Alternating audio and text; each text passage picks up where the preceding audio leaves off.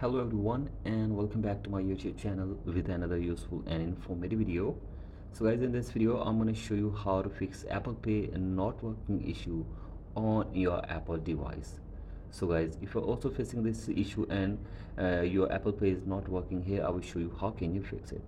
So guys, for that you have to simply watch this video till the end. So guys, the very first solution for this problem is that you have to simply restart your device for one time. So guys, simply restart your device and check if the problem is fixed or not. And if the problem is still there, then go for the next solution. That is, you have to simply make sure that your internet connection is working properly. And if it is not working properly, then you have to simply change your internet connection and check if the problem is fixed or not. And if the problem is still there, then go for the next solution. That is, you have to simply remove and re-add your payment card again in your Apple device.